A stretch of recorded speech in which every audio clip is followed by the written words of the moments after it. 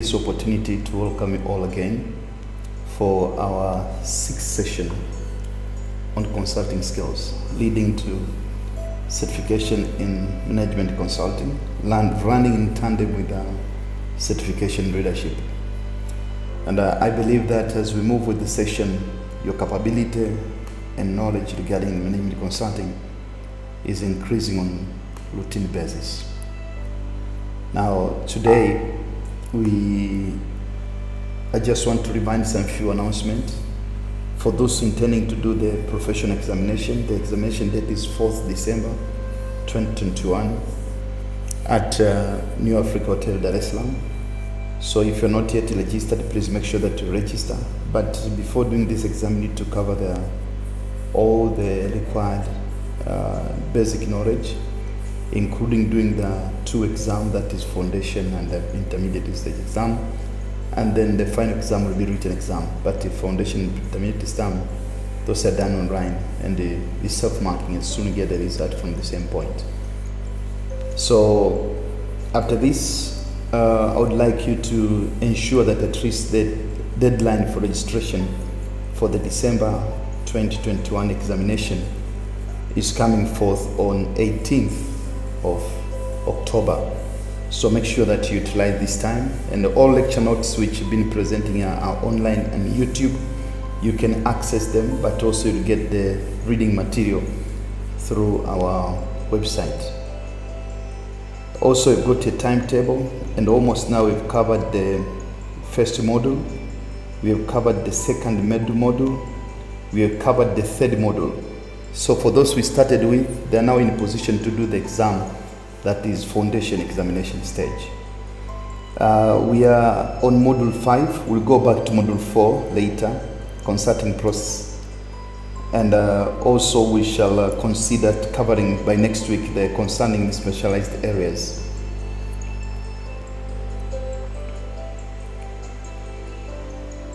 Now, to start with tonight, we are talking about some issues related to consulting skills.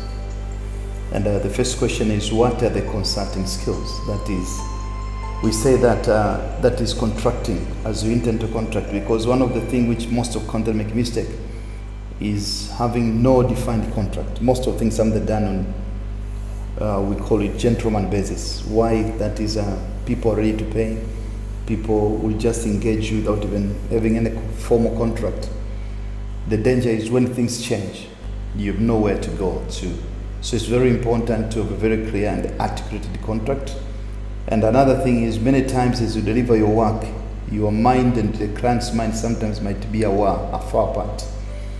And though having the contract which is clear, it is very imperative to avoid unnecessary legal ransom and the problems. One of the key skills in consultancy advisory is putting forward a preliminary proposal on how a project is approached, what step and step will be involved, and how long it will take. And it is said that success is a journey and not a destination. So it's consulting, particularly contracting steps. The assignment, whether it involves reducing costs, increasing sales, helping to improve productivity or efficiency, to design management program, will be complex in that one has to understand the organizational context of the problem. Therefore, in early stages, one has to concentrate heavily on the gathering information. The client will, however, want as soon as possible a proposal on how you intend to tackle the assignment. So don't be rushed. Make sure that you sit down and agree to yourself whether that's what the most you can do for that to work. The client will want the proposal as soon as possible, and when things are not going the way you expected, they'll always blame you, and they have not much to say. The client will, however, want as soon as possible the proposal. It is not always easy to be precise at this stage, since nobody knows all the people will be involved in the extent of the problem and the so-called opportunities. So how do you do that? First, prepare a discussion paper. There is a temptation to write a contract proposal before you have sufficient data, which may be seen as take it or leave it proposition. This particular the proposal is written in a form of min report and put into a formal looking folder. Normally, a very informal approach involving sending a letter to the client saying that following a discussion I've put down some ideas further and forward it as discussion paper. It's usually start some initial ideas based on conversation had on this or particular date. So it's very important to understand, and if you understand, say this is not, there is a view of understanding whether you've understood the client properly. This is not much as a proposal, as a summary view of understanding of discussion that have been held so far. Having summarized those discussions, I put some alternative and option to client at the end of the pod. This alternative should not be surprises. Emphasis the word alternative and option is very important. It is important at the stage of any project not to close down the one particular line of attack. It is important that the consultant discuss various ways of tackling the task. Once these are understood, you can move to the negotiation step, where details, cost, and schedules are resolved. In the initial document, references to this should be in place, but not in great detail. So there's some checklist in the consulting contracting for a consulting work, divided into what, how, and who. So you need to be sure the background of the project, how the client work, or what the objective of the project or assignment, what are the boundaries, what expectation, what really client want from the consultant, what information will be sought, what criteria will be used to measure result, what resource, staff, financial will client comment to the project, what support does the consultant need to carry out, what checks will be made to progress, how long will project take time, how will the consultant and project team work, how much time will the client commit to the project, how will information be communicated, how will confidentiality be maintained. But also the question is on who. So is what, how, and who. Who is the client? Who will be the project team? Who must agree the contract? Who should be involved in the discussion? Who should be kept informed on the progress? When will the project, when then? So the first one is what, how, who, when. When will the project start and finish? When will checks on progress occur? Why had the consultant been assisted? Where are we meeting the out? Where are the consultant work? Throughout the assignment task, at this moment, which person is the client? Which problem is really a problem? Whose problem is it? Can you remember the last assignment you had? Can you assess how this question were managed? Normally, put a lot of concentration on the discussion paper. Normally, as a result of discussing a discussion paper with a number of people in organization, we arrive at a position where contact almost light itself. Ensure start with formal discussion paper at the end of formal contact than otherwise. All right, so that makes an end to the issue of contracting. You need to be careful. We shall have some sample contract when you go to the practical side of consulting. But at least there's some issues to consider, to ask the question what, how, who, when, why, where. And throughout the concern, ask yourself which problem is really a problem, because many problems might be fictitious.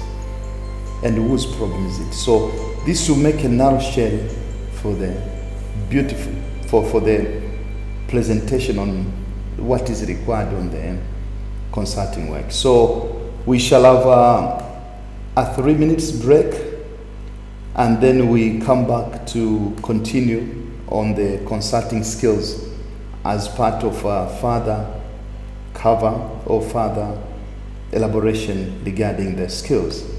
So until next 5 minutes, let's break, and soon we come back, we'll go to depth of consulting skills. Thank you very much.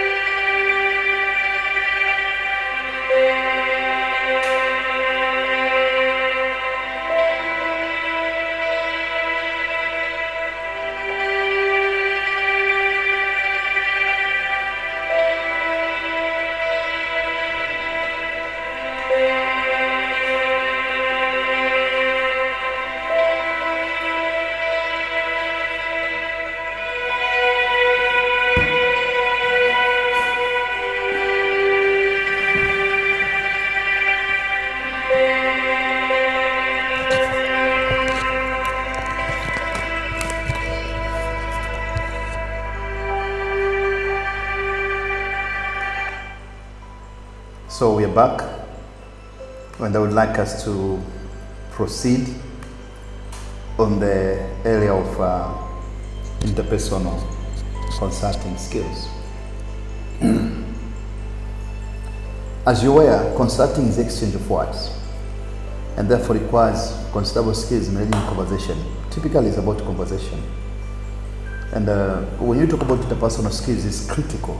There is no skill which is bigger to a consultant, not only consultant, but any human being, than the interpersonal skills. These are very critical skills, and in this we learn a lot of other basic skills as part of our understanding of the consulting assignment. The question is, it's about relationship. And so, what kind of interpersonal skills would you expect from a consultant? You need to be wise to have conversation control, because the issue is not about talking, it's about when do you speak, when don't you speak, when do you tell something, when you don't tell something. It's not manipulating other people. Conversation, the only way to understand what you say and how you say it is seek influence from others through your own example. It is likely that if other people see you behaving in reasonable fashion, exercising control over what you say, they will respond in a positive way. People will be looking on your behavior, especially when you meet a person the first time. I always, when I started training, for example, I must grab a class on first 5 seconds, 5 minutes. Rather than that, people will go off. So interpersonal skills is not a guarantee, but often in a problem-solving situation, people respond well if they feel you are acting in an understanding manner.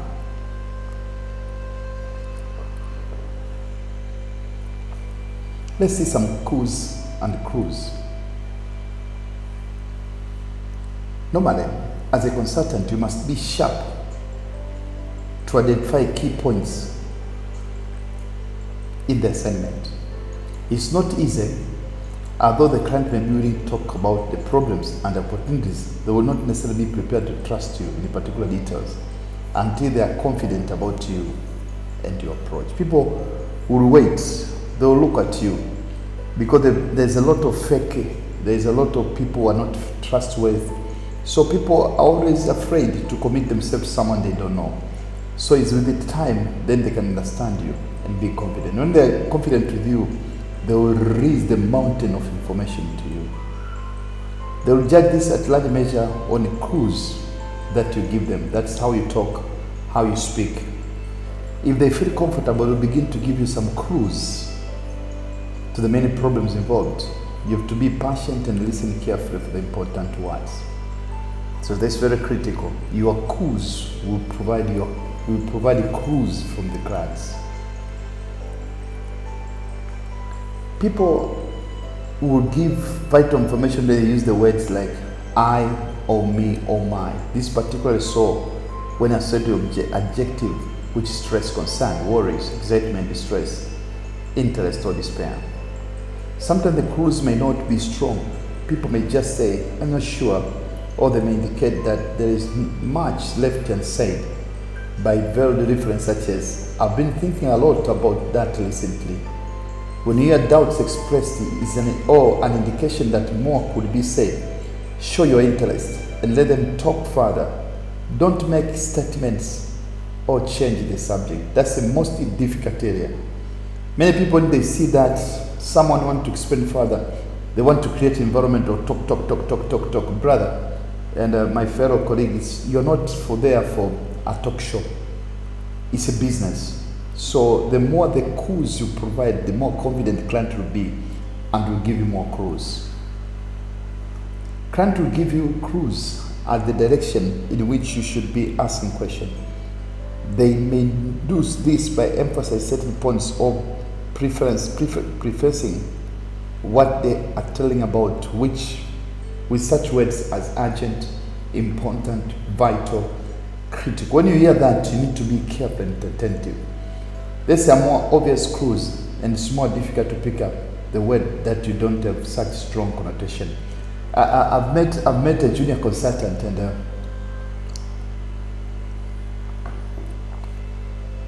he came to my office to do certain assignment which was sent by another person. And he took up a notebook and he started writing everything I was talking. I became curious. So he never had time to rest. I realized that you don't have confidence. He's faking it. Because when I peeped through what he's writing, I realized that he's not writing anything readable. So avoid that. Listen carefully. It's better to trust your memory and then document further later. Let's see this case study. You meet a client who say, I'm surprised how often advisors miss the clues given to them. This may be in many cases because a mass of information is provided.